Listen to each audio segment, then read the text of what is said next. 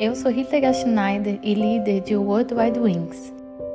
E aí vem o episódio 88 da minha série O Despertar da Noiva, com o tema Rastreando o Êxodo por toda a Bíblia, parte 3.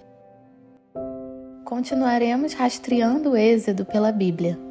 Depois de abrir os olhos, você começa a descobrir e entender o nível Sod, o conteúdo escondido sobre as duas casas. Depois de analisarmos a parábola do filho pródigo nos episódios 85 e 87, hoje vamos olhar agora a multiplicação dos pães e peixes. Prepare-se para as profecias surpreendentes desta multiplicação milagrosa de alimentar milhares com 5 pães e 2 peixes. O relato da multiplicação dos pães e peixes começa com uma declaração de tempo. Ao cair da tarde, Lucas 9:12. À medida que o dia chega ao fim, a escuridão aumenta, e isso também é uma alusão profética ao fim dos tempos. No entanto, ele lhes ordenou: dai-lhes vós algo com que possam se alimentar. Mas eles replicaram: não temos nada além de 5 pães e 2 peixes, a não ser que compremos comida para todo esse povo, pois estavam ali reunidos cerca de 5.000 homens. Ele então orientou aos seus discípulos: fazei-os sentar em grupos de 50 pessoas. E assim procederam os discípulos, e todos se assentaram. Então, tomando os 5 pães e os 2 peixes, e erguendo o olhar em direção ao céu, deu graças e os partiu. Em seguida, entregou-os aos discípulos para que os servissem para toda a multidão. E aconteceu que todas as pessoas se alimentaram até ficarem plenamente satisfeitas, e os discípulos recolheram 12 cestos repletos de pedaços que haviam sobrado. Lucas 9, 13 e 17. Agora, o que há de tão significativo nos 5 pães, 2 peixes, as pessoas sentadas em grupos de 50, a comida que foi compartilhada e os 12 cestos de pedaços que sobraram? O simbolismo desta lista e os números a ela associados não são uma coincidência, mas sim nos transporta para uma mensagem muito especial. Os 5 pães são uma referência aos 5 livros de Moisés, a Torá, ou a Constituição do Reino, pois o número 5 é uma alusão à Torá no pensamento hebraico. A palavra hebraica que significa Torá não é lei, mas sim instrução.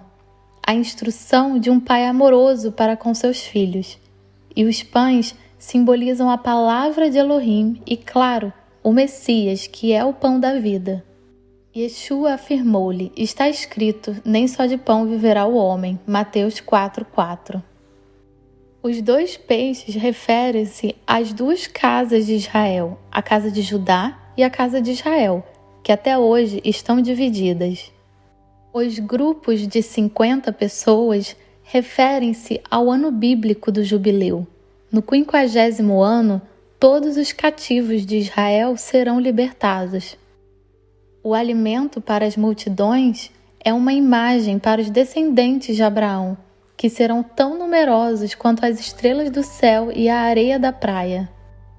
Esteja convicto de que eu te acumularei de bênçãos. Eu te confirmarei uma posteridade tão numerosa quanto as estrelas do céu e quanto a areia que se espalha pelas praias do mar, e tua descendência conquistará as cidades de todos que se levantarem contra ti. Gênesis 22:17.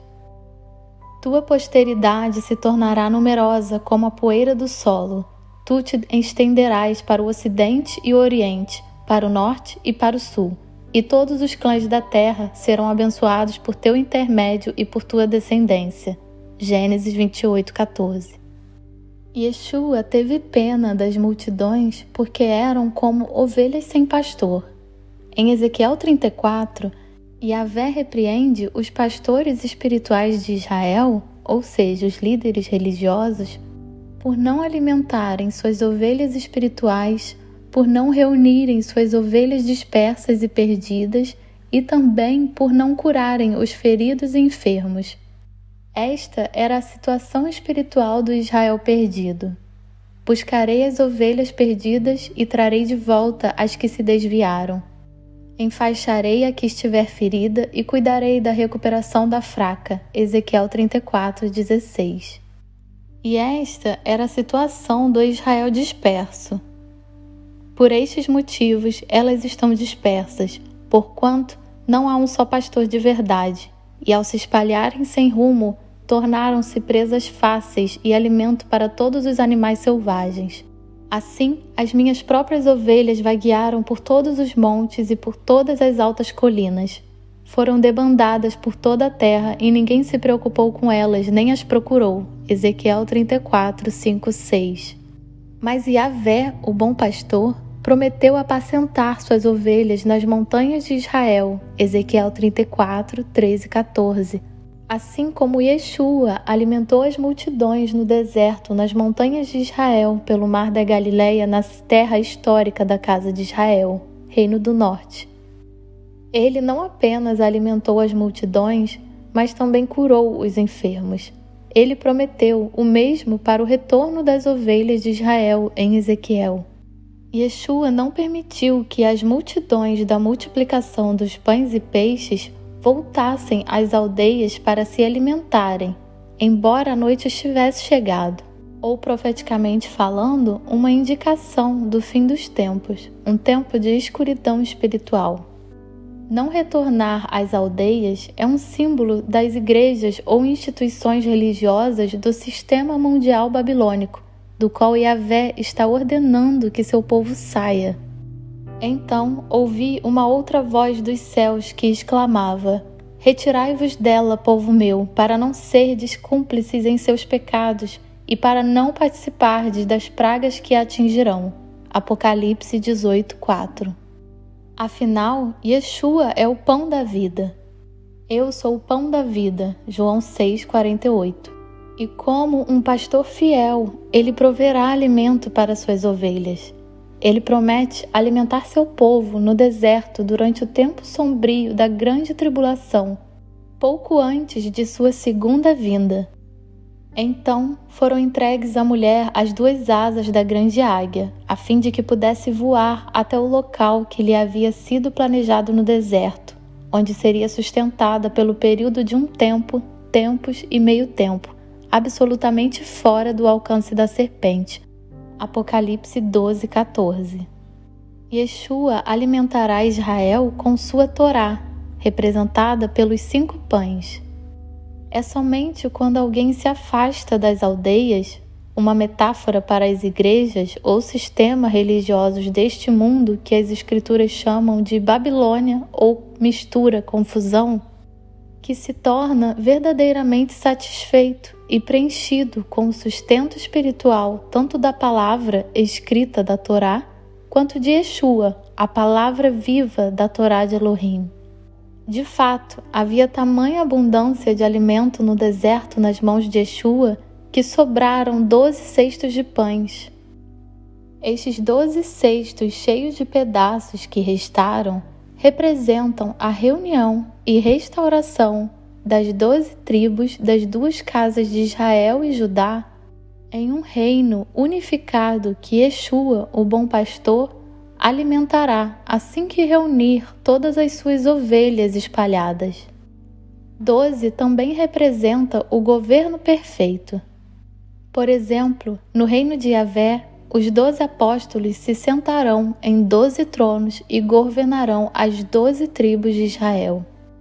Yeshua lhes respondeu: Com toda certeza vos afirmo que vós, os que me seguistes, quando ocorrer a regeneração de todas as coisas e o Filho do Homem se assentar no trono da sua glória, também vos assentareis em 12 tronos para julgar as 12 tribos de Israel. Mateus 19:28.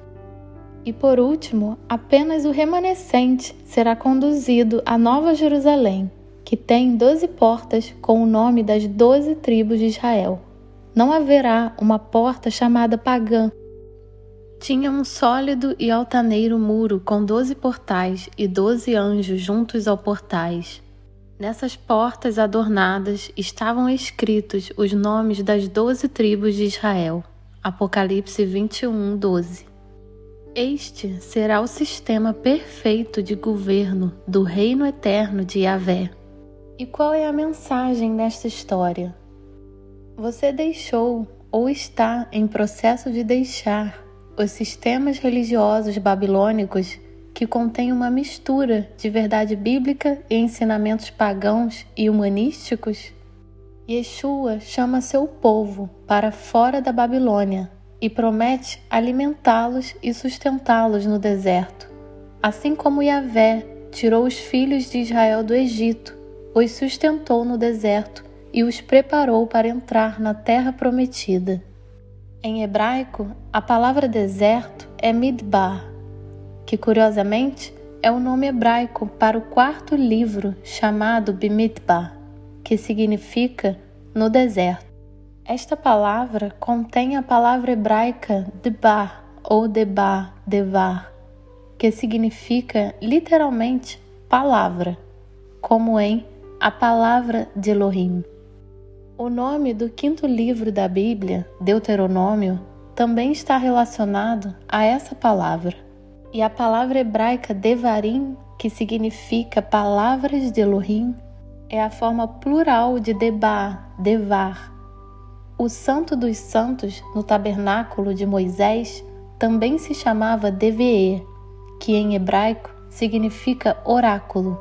E é chamado assim pois Moisés foi até Yahvé para falar com ele. Qual é o objetivo deste breve estudo de palavras? É somente isso. A palavra hebraica para deserto está relacionada com a palavra hebraica para a palavra de Elohim. O que podemos aprender então com isso sobre Yeshua alimentando as multidões no deserto longe das cidades? O povo de Yahvé deve deixar os sistemas não religiosos ou quase religiosos babilônicos do homem e ir para o deserto espiritual para ouvir a pura e não adulterada palavra de Elohim. Isso não é fácil para muitas pessoas, mas no fim dos tempos, Yahvé está chamando o seu povo para que ele possa prepará-los e educá-los para seu futuro destino como líderes em seu reino milenar na Terra Prometida. Sejam todos ricamente abençoados.